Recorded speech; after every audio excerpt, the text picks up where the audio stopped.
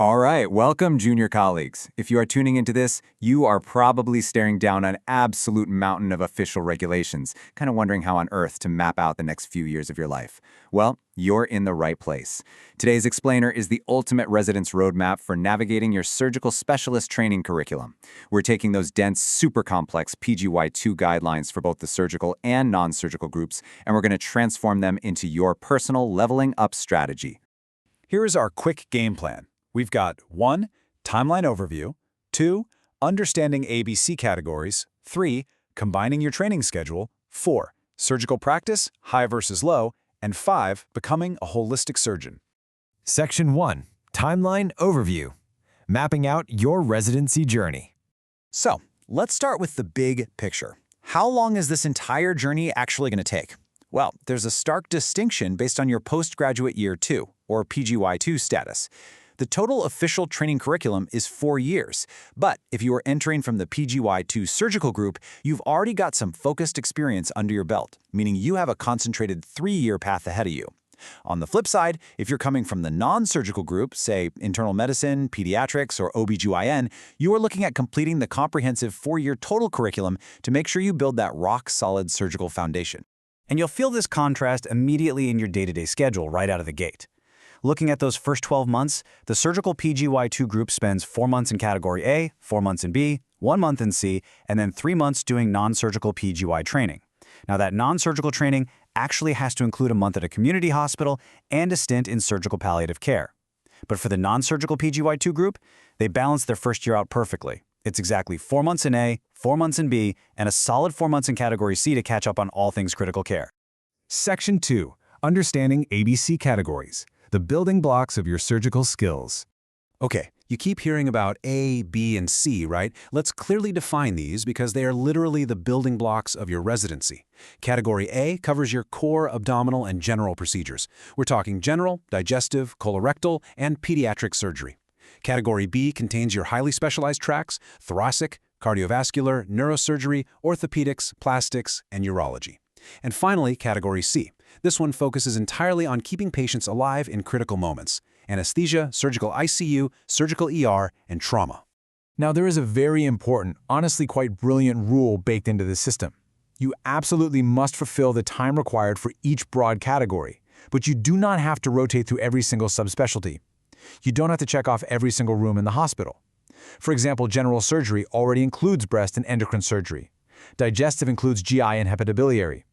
The curriculum is built to give you comprehensive exposure, not an exhausting, never-ending checklist. Quick pro tip time, and this is absolutely crucial for Category C. If you think you can just log any random ER shift to fulfill your requirement, well, think again. The guidelines explicitly state that emergency room time only gets credited to your surgical training if you are actively serving in the surgical emergency department. General ER shifts, they simply do not count. Section 3. Combining your training schedule. The math behind your 3rd and 4th years. Now for the really fun part, building your actual schedule as you transition into your intermediate and senior years.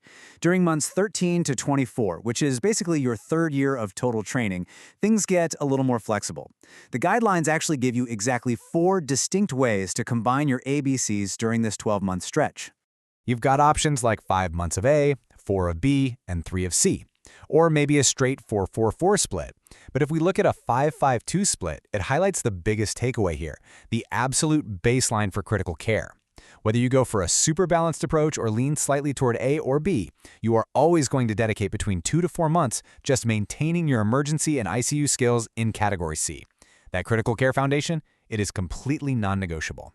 But wait, as you enter months 25 to 48, your final 2 years, the training wheels completely come off. Your schedule options explode. You go from just 4 combinations to 13 different ways to build your year. So what does this explosion of choice actually mean for you? It means you can heavily specialize based on your actual career goals. Just look at the extremes allowed by the curriculum. You could spend up to 22 months in your chosen major in Category A, completely skip Category B, and do your mandatory 2 months of C. Or flip it, 0 months in A, 22 in B, 2 in C. Or, if you want, take a blended approach. Say 4 months of A, 16 of B, and 4 of C. You are shaping your own destiny here, while still preserving that mandatory Category C critical care base. Section 4. Surgical practice. High versus low standards. So getting your rotation months right is really only half the battle. To actually graduate, you have to conquer your surgical quotas. Think of these as the boss battles of your residency. The curriculum uses a really logical dual standard system. There is the high standard, or 高标. This is the rigorous primary number of cases you absolutely must complete to prove true mastery in your chosen major specialty. Then you have the low standard, 低标. This is a lower threshold of cases required when you are simply cross-training in other departments to show you have basic, safe competency. Let's ground this in a real example straight out of the surgical appendices. If you declare a major in general surgery, hernia repairs are your bread and butter, right? So you are held to the high standard. You need to log a minimum of 20 hernia repairs to graduate. However, if a visiting resident whose major is in a totally different specialty rotates through general surgery, they only need to hit the low standard. For them, that's just 5 cases. Let's look at this from another angle. Imagine you're a neurosurgery major. For complex spine surgeries within your own department, you face the high standard of 4 cases. But because the program wants well-rounded surgeons, you also rotate elsewhere. When you swing by plastic surgery, you only need to hit the low standard of 2 head and face procedures. When you hit general surgery, you just need 5 hernia repairs. You master your own domain, but you maintain basic competency everywhere else.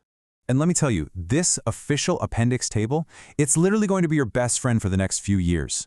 You've got columns clearly marking the high and low standards for every single procedure. Always track your cases against these exact numbers. Seriously, do not guess. Your program director is going to be looking directly at these very columns before giving you their final stamp of approval. Section 5. Becoming a holistic surgeon. Beyond the operating room. Now you might be wondering, why go through all this? Why so many intricate rules and combinations and quotas? Well, because the ultimate goal isn't just to turn you into a skilled technician holding a scalpel. The very first principle of the curriculum standards spells it out perfectly. With holistic medical care and patient safety as the center, achieving basic surgical training is the goal. Every single rule we've covered today, the mandatory Category C critical care time, the cross-training, the low standards for basic competency, it is all reverse-engineered to make sure that above all else, the patient in front of you is safe. And this whole philosophy culminates in your final 4th year. By this point, you are stepping into a real leadership role. You're moving way beyond just logging surgeries.